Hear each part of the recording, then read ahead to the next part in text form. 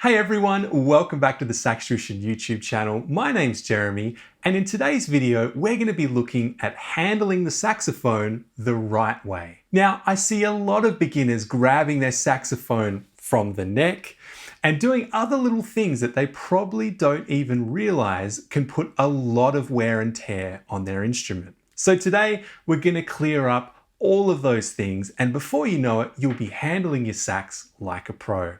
But before we get into it, if you're a beginner on the saxophone and you're not sure where to start, check out lesson 1 of the SaxTuition Beginner Series. You can watch it for free on YouTube, and I've put a link in the description below. So let's get into it. Firstly, let's start with something really simple. Anytime you pick up your sax, you do it from the bell. There are obviously no keys attached right on the bell, and it's also the strongest part of the saxophone. So it's by far the best place to pick up your instrument. Generally what I'll do is once I've got a good grip on the bell of the sax, I'll use my free hand just to support it as I lift the saxophone up, being especially careful not to grip the keys. Then I'll attach my neck strap as soon as possible, which eliminates the need to be actively holding onto the sax. Now these keys and rods are very malleable on the saxophone, and if you don't handle it the right way, they can get bent very easily. If this happens, your keys can stop sealing properly, leading to all sorts of problems with tone and intonation. Generally, of course, that means an expensive trip to the sax repairer. Now, another common mistake beginners make when handling their sax is grabbing their neck and using it as leverage when they're putting their mouthpiece on the cork, or just trying to slot their neck into the body of the sax. The octave mechanism on the neck is really easy to bend, and it's admittedly placed in a really awkward position when it comes to handling your neck. So what you want to do is hold the neck from the sides in a pincer position with your hands, rather than using the whole fist to grab onto the neck. Another thing that can really help is the use of cork grease. You can use a bit of cork grease on this part of your neck that connects to the saxophone, and that will make it much easier to slide in. You'll also want to use cork grease for its original use, of course, and that's to keep the cork on your neck nice and lubricated so you can slide your mouthpiece on and off without really having to use too much force. Now, here's a quick confession for you guys. I have many years ago snapped my neck clean off the saxophone by really trying to force my mouthpiece on and off. You'd be surprised how easily it can actually happen. So whatever you do, be careful. Now, the next thing we'll talk about is how to properly store your saxophone. Now, the obvious answer to that question is to simply take the sax apart and put it back in the case. But what if you just want to put it down for 10 minutes or perhaps an hour or two? Do you have to take the whole thing apart? The answer, of course, is no. The best way to store your saxophone other than your case is a saxophone stand.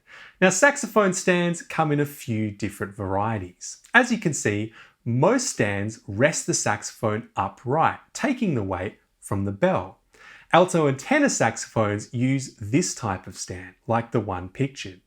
Just to clear things up, they suit both instruments equally, so you don't have to look for a tenor or an alto specific stand. They're large enough to accommodate both. Baritone and soprano saxophones, on the other hand, need their own special type of stands. The baritone stand just looks like a larger version of the upright alto and tenor stand, and it is possible on some of these baritone stands to even play the sax whilst on the stand, to avoid having to take any weight at all around the neck. The soprano stand, on the other hand, is designed to slot into the bell and keep the sax standing upright, just like a clarinet. Now, if you've followed the channel before, you know I do like to give my personal recommendations on brands and models to buy, but I don't usually like to throw my whole weight behind one particular brand and just focus on that. This is probably a rare exception to that rule, because I think that hands down, the best saxophone stands on the market are made by a brand called Hercules.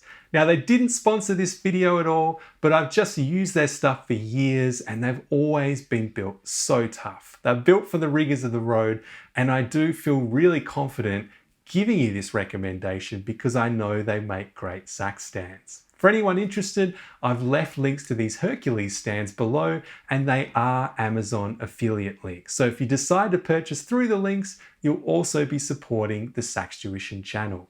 Now, the last thing we're going to look at today is putting your sax down with no stand and no case. Basically, just resting it on a flat surface. Now, this actually causes a lot of confusion for people. Is it better to rest it this way or that way?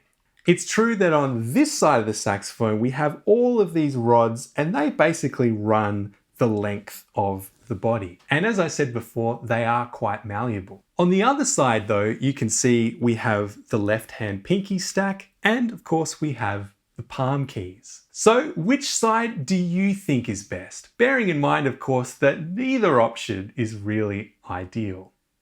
Well, I've asked the same question to sax repairers and many other professionals before, and the answer is almost always unanimous. The best way to rest your saxophone is with the palm keys and the pinky stack facing up. And that, of course, would put the rods facing down. The fact is that when you put your saxophone down that way, the weight is at least more evenly distributed on this side of the sax. Whereas on the other side, the palm keys and the pinky stack tend to stick out more, making them being prone to being bent. Well, guys, that about covers it. I hope that's cleared up your questions about handling the sax. And of course, if you have any other questions, or perhaps you have some horror stories to share, do share them in the comment section below.